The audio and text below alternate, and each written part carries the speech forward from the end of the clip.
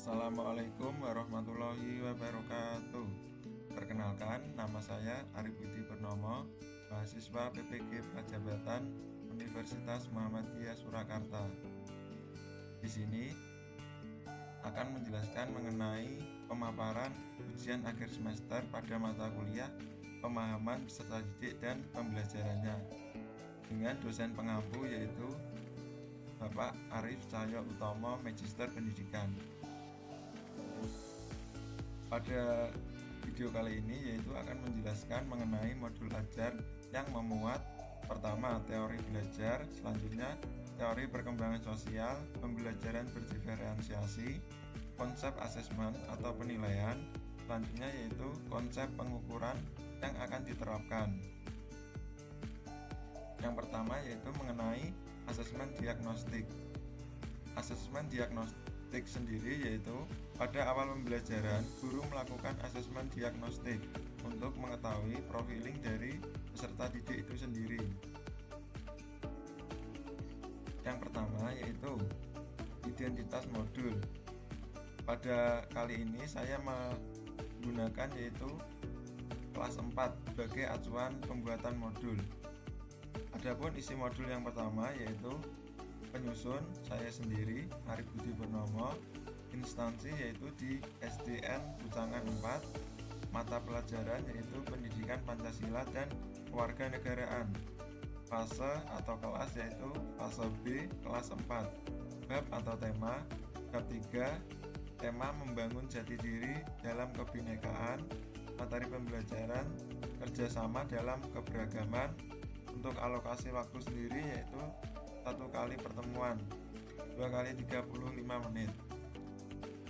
Pada kompetensi awal, peserta didik dapat mengenal dan mendalami kerjasama dalam keberagaman di Indonesia, meliputi aspek pengetahuan dan aspek keterampilan. Kompetensi awal, profil pelajar Pancasila, serta sarana dan prasarana. Selanjutnya itu sumber belajar. Pada kompetensi awal, peserta didik dapat mengenal dan mendalami kerjasama dalam keberagaman di Indonesia. Adapun harapan profil pelajar Pancasila sendiri yaitu beriman, bertakwa pada Tuhan Yang Maha Esa, dan berakhlak mulia, berkebinekaan global, gotong royong, mandiri, bernalar kritis, dan kreatif. Untuk sarana dan prasarana sendiri yaitu meliputi LKPD, bahan ajar, sumber belajar yaitu dari Kemendikbud, yaitu buku panduan guru pendidikan Pancasila dan kewarganegaraan untuk sekolah dasar kelas 4. Selanjutnya, model pembelajaran, pendekatan pembelajaran, metode pembelajaran. Menurut teori PASE operasional konkret, peserta didik mulai menunjukkan kemampuan konservasi. Peserta didik bisa memecahkan masalah dengan cara logis. Mereka belum bisa berpikir secara abstrak.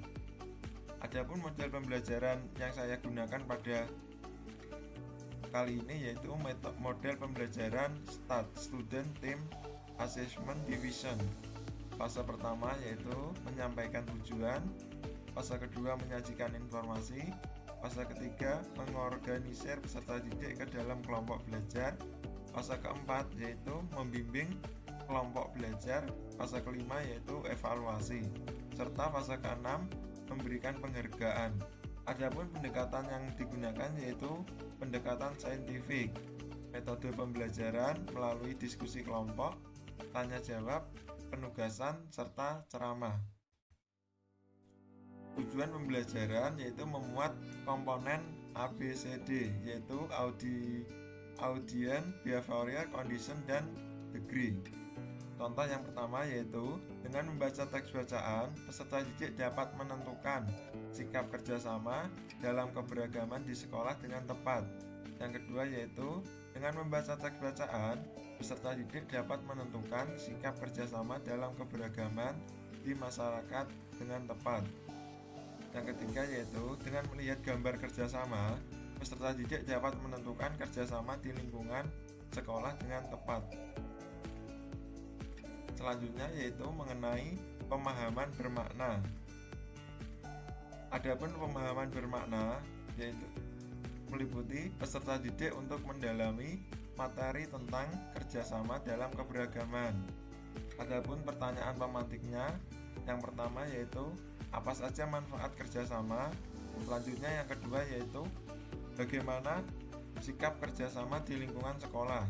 Yang ketiga, bagaimana sikap kerjasama di lingkungan masyarakat. Selanjutnya, langkah-langkah kegiatan dalam pembelajaran. Yang pertama yaitu meliputi kegiatan pendahuluan atau kegiatan pembuka. Menurut teori belajar humanistik, pada pendahuluan ini mempunyai tujuan untuk membangun kepribadian peserta didik dengan melakukan kegiatan-kegiatan yang positif atau bersifat membangun. Adapun kegiatan pembelajaran pada pendahuluan ini, guru memberikan salam kepada peserta didik, memberikan kesempatan peserta didik untuk memimpin doa, serta mengajak peserta didik bernyanyi bersama, yaitu untuk membangkitkan rasa semangat nasionalisme. Selanjutnya, guru dapat mengecek kehadiran peserta didik, memberikan motivasi belajar kepada peserta didik, dan menyiapkan kesiapan belajar dari peserta didik itu sendiri.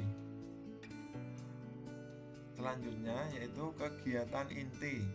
Dari teori behavioristik, pembelajaran diartikan sebagai stimulus dan respon. Meliputi aspek pembelajaran berdiferensiasi, peserta didik dibagi menjadi beberapa kelompok sesuai dengan gaya belajar.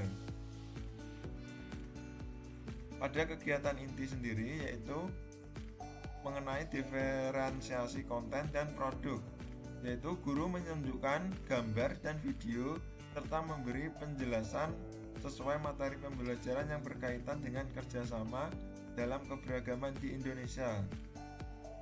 Guru dapat merangsang pemikiran peserta didik pada pertanyaan yang pertama yaitu gambar apakah yang ada di depan kelas. Selanjutnya, apa contoh kerjasama di lingkungan sekolah. Selanjutnya, yang ketiga yaitu apa contoh kerjasama di lingkungan masyarakat. Pada berdiferensiasi proses sendiri yaitu di mana setiap peserta didik dapat membagi tugas sesuai dengan kemampuannya, bekerja sama dalam kelompoknya masing-masing. Selanjutnya yaitu kegiatan penutup. Pada teori belajar humanistik, yaitu kegiatan penutup itu dapat membangun kepribadian peserta didik dengan melakukan kegiatan positif. Contoh yaitu memberikan penghargaan atau apresiasi kepada kelompok yang mempresentasikan hasil diskusinya, misal memberikan apresiasi tepuk tangan. Yaitu selanjutnya menghargai hasil presentasi dari peserta didik serta mengecek hasil soal evaluasi yang diberikan oleh guru. Selanjutnya yaitu mengenai asesmen atau penilaian. Asesmen atau penilaian yaitu yang pertama yaitu asesmen diagnostik, dilaksanakan sebelum pembelajaran. Adapun bentuk penilaiannya yaitu melakukan tanya jawab kepada peserta didik. Selanjutnya asesmen formatif dilakukan selama pelaksanaan pembelajaran. Bentuknya yaitu keterampilan sikap dan keterampilan pengetahuan. Adapun sikap profil pelajar Pancasila yang diharapkan yaitu melalui observasi, penilaian diri, penilaian teman sebaya, dan lain-lain. Untuk performanya yaitu melalui observasi. Serta asesmen sumatif sendiri yaitu dilaksanakan setelah pelaksanaan pembelajaran selesai, yaitu dengan melakukan pemberian soal evaluasi. Untuk asesmennya sendiri yaitu asesmen diagnostik, yaitu memberikan pertanyaan pemantik kepada peserta didik. Formatif meliputi penilaian sikap.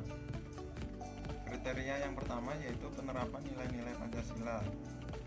Selanjutnya yang pertama dilakukan perlu bimbingan, kedua perlu pengingatan, ketiga ketiga, berusaha dengan baik. Keempat, pemantapan. Kelima, istimewa. Adapun dalam perlu bimbingan, yaitu peserta didik belum mampu dalam bersiap memulai kegiatan dengan hikmat dalam berdoa, menghormati guru, dan menghargai temannya. Selanjutnya, yang kedua yaitu penilaian keterampilan.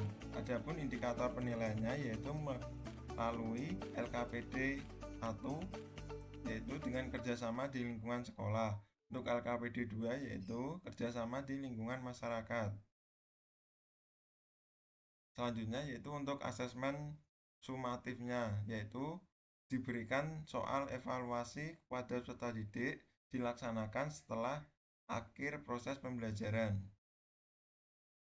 Adapun kegiatan yang mendorong untuk meningkatkan semangat belajar peserta didik yaitu untuk peserta didik yang nilainya masih di bawah nilai KKM diberikan kegiatan soal remedial. Mungkin sekian presentasi dari saya, kurang lebihnya mohon maaf. Billahi taufik wal hidayah. Wassalamualaikum warahmatullahi wabarakatuh. Semoga video pada kali ini bermanfaat.